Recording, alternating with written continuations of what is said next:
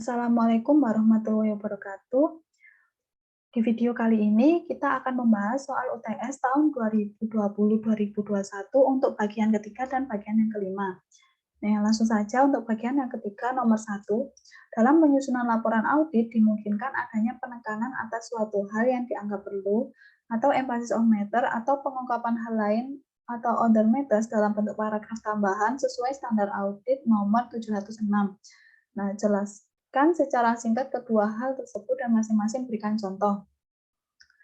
Paragraf penekanan atas suatu hal atau emphasis on matter ini dimaksudkan untuk menekankan hal-hal penting yang sebenarnya sudah disajikan atau diungkapkan di dalam laporan keuangan.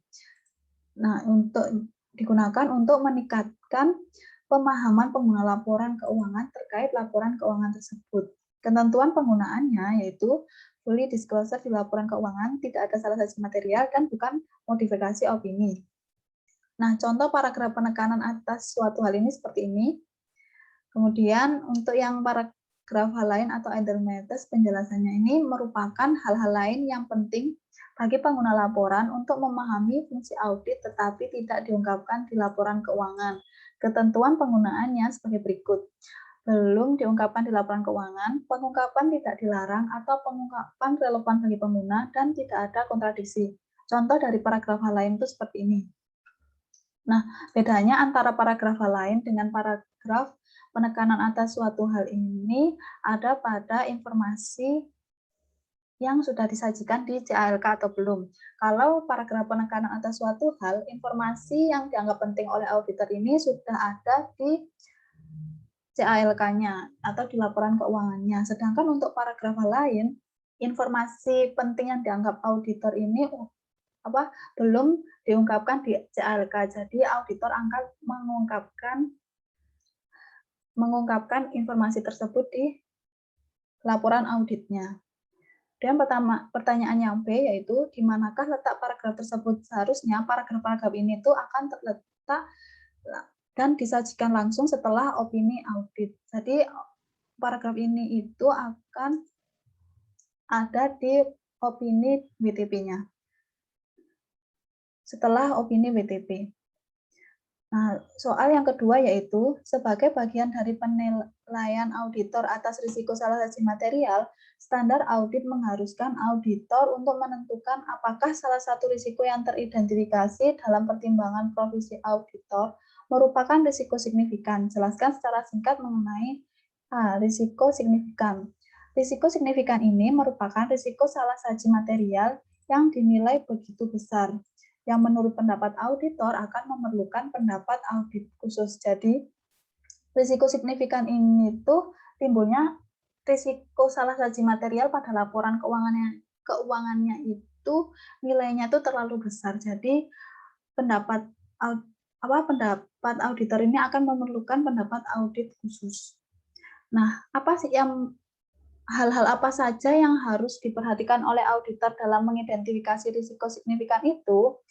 Yaitu hal yang harus diperhatikan yang pertama, apakah risiko tersebut merupakan risiko suatu kecurangan?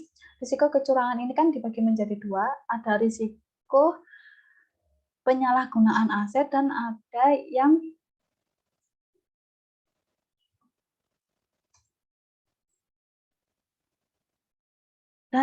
yang rekayasa laporan keuangan. Jadi risiko kecurangan ini ada dua, yaitu rekayasa laporan keuangan dan ada penyalahgunaan aset.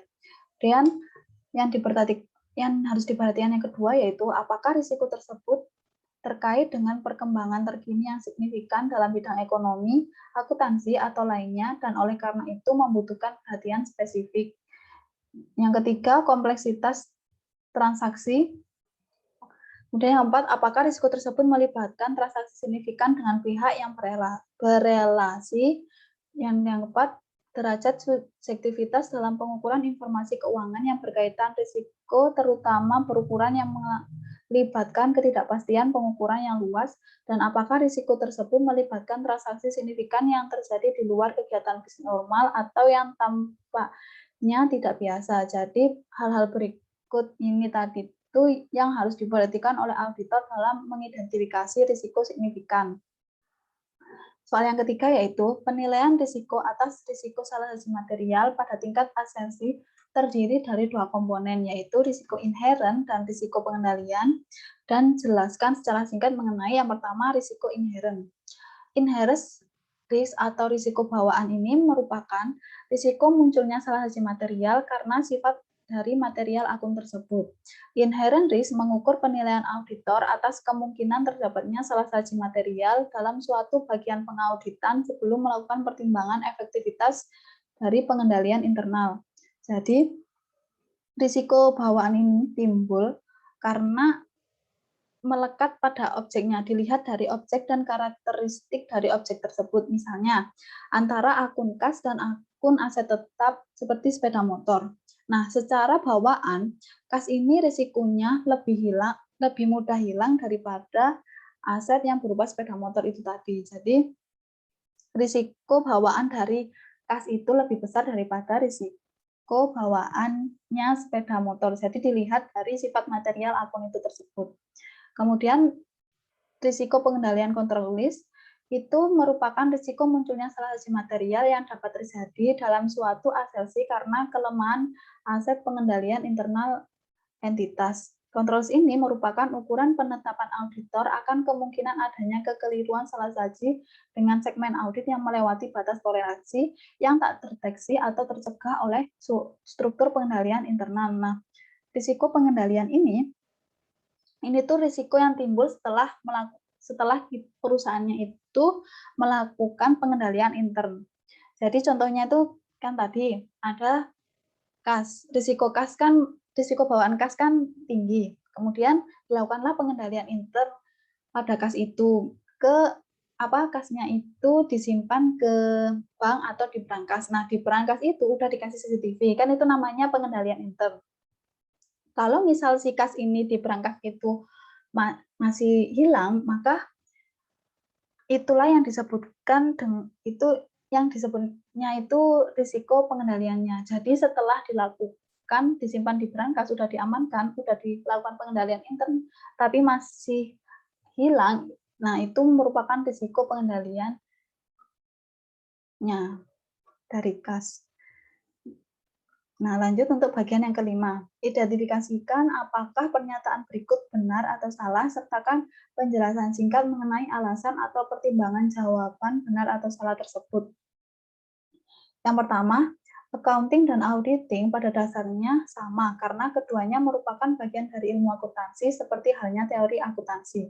Hanya faktor siklus yang membedakannya, di mana siklus akuntansi, accounting cycle, dan siklus pemeriksaan auditing cycle itu arahnya berlawanan. Nah, jawabannya itu salah. Karena antara auditing dan accounting ini cuma ilmunya yang berkaitan, tapi auditing ini bukan merupakan bagian dari ilmu akuntansi. Nah, standar yang digunakan antara accounting dan auditing ini itu berbeda juga. Accounting ini akan mengacu pada SAK yang diadaptasi dari IFRS, sedangkan si auditing ini akan mengacu pada SPAP yang diadaptasi dari ISA. Jadi sudah jelas kan bahwa auditing bukan merupakan bagian dari ilmu akuntansi. Standar yang digunakan saja kan udah beda. Nah, tapi dalam prosesnya itu memang arahnya itu berlawanan, di mana proses akuntansi dimulai dari identifikasi, merecord, mengklasifikasi, summarizing di buku besar, kemudian dilaporkan. Nah, sedangkan proses auditing itu dimulai dari kita mengumpulkan bukti. Nah, setelah bukti ini terkumpul, kita akan membandingkan bukti itu dengan kriteria. Nah, setelah dibandingkan dengan kriteria itu, hasilnya akan dilaporkan di laporan hasil audit. Jadi yang pertama ini soal pertama itu salah. Yang kedua, asersi tentang penilaian atau alokasi berhubungan dengan apakah komponen-komponen aset, kewajiban, pendapatan, dan biaya sudah dicantumkan seluruhnya dalam laporan keuangan. Nah, jawabannya itu salah. Karena si asersi yang berkaitan dengan ini, komponen-komponen aset, kewajiban, pendapatan, dan biaya, yang dicantumkan seluruhnya dalam laporan keuangan ini termasuk dalam asersi kelengkapan.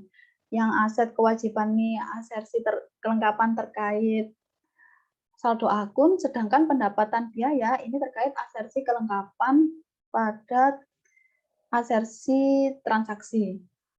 Nah, untuk asersi tentang penilaian atau alokasi ini, itu berkaitan dengan komponen-komponen aset kewajiban ekuitas di dalam laporan keuangan pada jumlah yang tepat dan setiap penyesuaian penilaian yang dihasilkan dicatat dengan tepat. Jadi kalau penilaian atau alokasi ini berhubungan dengan jumlahnya, bukan yang seluruhnya atau lengkapnya. Kalau seluruhnya ini masuk di asersi kelengkapan. Jadi jawaban yang nomor 2 itu salah. Yang ketiga, yaitu alasan yang paling baik untuk menggambarkan mengapa auditor independen memberikan opini atas laporan keuangan adalah kemungkinan adanya perbedaan kepentingan antara perusahaan yang menyiapkan laporan keuangan dengan para pengguna laporan keuangan tersebut. Nah, jawabannya itu benar.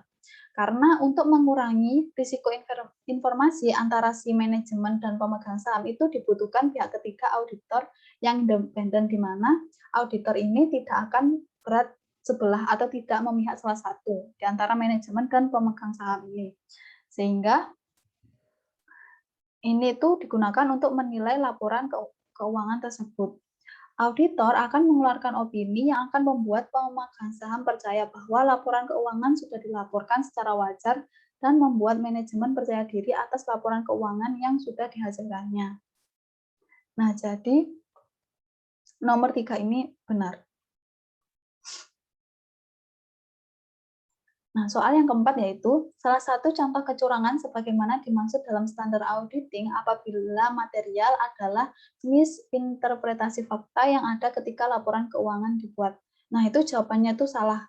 Karena kecurangan atau kesalahan yang sengaja dibuat di dalam audit itu dibagi menjadi dua, yaitu fraudulent financial reporting atau rekayasa laporan keuangan atau sengaja dimanipulasi yang dilakukan oleh manajemen. Dan aset misappropriation itu merupakan penyalahgunaan aset yang dilakukan oleh karyawan. Jadi untuk kecurangan yang berupa misinterpretasi fakta ini tidak termasuk dalam kecurangan. Jadi jawabannya nomor 4 itu salah.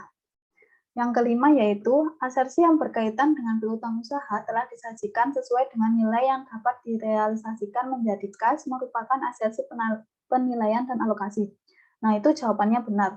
Karena jika piutang usaha mengalami penyesuaian nilai menjadi kas, maka asersi yang berkaitan dengan hal tersebut adalah asersi penilaian dan alokasi. Nah, dia itu dicek apakah penyesuaian yang dihasilkan itu sudah dicatat dengan tepat apa belum. Kemudian yang keenam yaitu tujuan menguji asersi keberadaan adalah untuk memastikan tidak terdapat transaksi penjualan kredit yang berkontribusi pada peningkatan jumlah piutang usaha namun tidak memenuhi kriteria pengakuan. Nah, itu jawabannya salah. Karena asersi yang cocok untuk transaksi penjualan yaitu asersi ketersediaan. Jadi dia itu untuk menguji apakah transaksi penjualannya itu benar-benar terjadi dan berkaitan dengan ekuitas, sehingga tidak cocok untuk menggunakan asersi keberadaan, di mana asersi keberadaan ini untuk menguji sebuah aset, kewajiban, dan kepentingan ekuitas yang ada, bukan transaksi penjualan. Jadi jawabannya nomor 6 itu salah. Nomor 7 yaitu tujuan menguji asersi akurasi adalah untuk memastikan bahwa tidak terdapat penjualan atau pengiriman barang kepada pelanggan yang tidak dibuat tagihannya. Nah, itu jawabannya salah. Karena asersi akurasi itu bertujuan untuk memastikan jumlah dan data lain yang berkaitan dengan transaksi dan peristiwa yang sudah tercatat itu nilainya atau jumlahnya itu sudah tepat. Namanya kan akurasi, keakuratan. Jadi transaksinya itu jumlahnya harus tepat. Sedangkan asersi untuk memastikan bahwa tidak terdapat penjualan ini atau pengiriman barang ini itu termasuk ketersediaan. Jadi dinilai apakah memang transaksi penjualan itu benar-benar ada apa hanya fiktif belaka. Nah, jadi jawaban nomor 7 itu salah. Kemudian nomor 8, salah satu audit terkait dengan ketersediaan adalah perubahan kondisi perekonomian akibat pandemi COVID-19 telah tercermin ke dalam nilai penyisian piutang tak tertagih. Nah, jawabannya itu salah. Karena asersi ketersediaan ini bertujuan untuk memastikan apakah transaksi penjualan itu benar-benar terjadi dan berkaitan dengan ekuitas. Sedangkan ini untuk melihat perubahan kondisi perekonomian akibat pandemik COVID-19 itu dia termasuk asersi penilaian dan alokasi, karena kan dia ntar akan tercermin dalam nilai penyisian piutang tak terbagi. Jadi untuk asersi perubahan kondisi perekonomian akibat COVID ini, yang dinilai, yang diuji adalah asersi penilaian dan alokasi. Nah, soal yang ke-9, yaitu auditor melakukan pengujian atas asersi hak dan kewajiban, diantaranya adalah dengan melakukan wawancara dengan manajemen terkait adanya piutang usaha yang dilaporkan pada neraca, namun statusnya digadaikan ke pihak lain. Nah, jawabannya itu benar, karena asersi hak dan kewajiban ini kan bertujuan untuk memastikan apakah benar aset yang dimiliki itu merupakan milik kita, hak perusahaannya, dan apakah benar kewajiban yang dimiliki perusahaan itu memang utangnya si perusahaannya. Jadi untuk menguji asersi ini dapat menggunakan juga teknik audit inquiry, yaitu berupa wawancara dengan si manajemen seperti yang dicontohkan pada pernyataan ini. Jadi jawaban nomor 9 itu benar.